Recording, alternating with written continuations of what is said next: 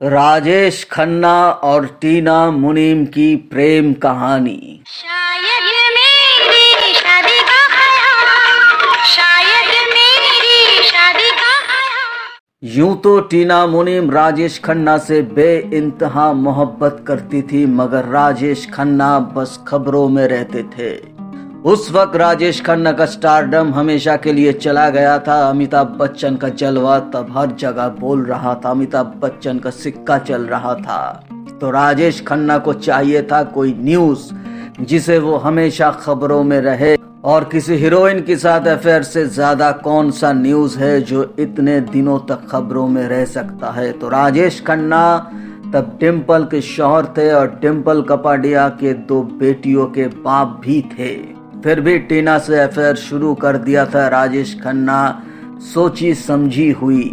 Film सावधान की set में दोनों का इश्क परवान चढ़ा था। दोनों मॉरिशस गए थे शूटिंग करने, लेकिन डिम्पल कपाडिया ने जिद पकड़ी कि वो भी मॉरिशस जाएगी साथ में। पहले तो राजेश खन्ना ने मना कर दिया, फिर डिम्पल की जोर जबरदस्ती पर राजेश खन्ना को डिम्पल को साथ में लेकर जाना पड़ा।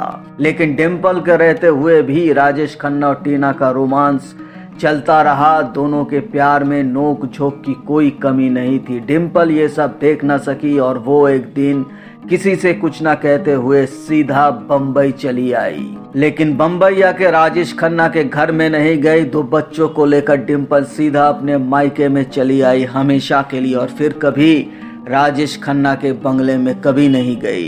इधर राजेश खन्ना और टीना का रास्ते का कांटा साफ हो गया था, तो टीना राजेश खन्ना के घर में रहने को चली आई। दोनों एक साथ लिव इन में रहने लगे थे और ये सब खबरें फिल्म मैगजीन के गॉसिप कलम में खूब सुर्खियां बटोरने लगे थे। और क्यों ना हो, राजेश खन्ना तो चाहते थे कि यही हो, किसी ना किसी जरिए वो खबरों में रहे, और वो हो भी रहा है। राजेश खन्ना का प्लान कामयाब भी हो रहा था, लेकिन आखिर कब तक ये सिलसिला चलता। उधर डिम्पल कपाडिया फिर से सिनेमा में कमबैक किया सागर फिल्म के साथ, और उसके दूसरे ही फिल्म मंजिल मंजिल के सेट में सनी देओल से मुलाकात हो गई और उससे इश्क भी हो गया।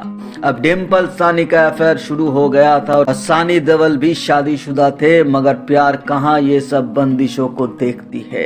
इधर टीना मुनीम राजेश खन्ना को शादी करने के लिए प्रेशर दे रहे थे और राजेश खन्ना डिम्पल को तलाक दे नहीं रहे थे। हालत तो ऐसी थी कि डिम्पल ने तलाक की नोटिस राजेश खन्ना के घर भेजा और राजेश खन्ना ने वो नोटिस रिसीव ही नहीं किया। तो टीना मुनीम समझ गई कि राजेश खन्ना उसे बस इस्तेमाल कर रहे हैं और कुछ भी नहीं। डिम्पल को वो डाइवोर्स कभी नहीं देने वाला। इसका कारण था राजेश खन्ना की 2 बच्ची। राजेश खन्ना अपने 2 बेटियों से बेइंतहा मोहब्बत करते थे, तो राजेश खन्ना को डर था कहीं तलाक हो जाने के बाद पिता का जो अधिकार है वो अधिकार डिम्पल राजेश खन्ना के लिए हमेशा छीन ना ले। तो इसलिए राजेश खन्ना ने डिम्पल को कभी भी तलाक नहीं दिया था।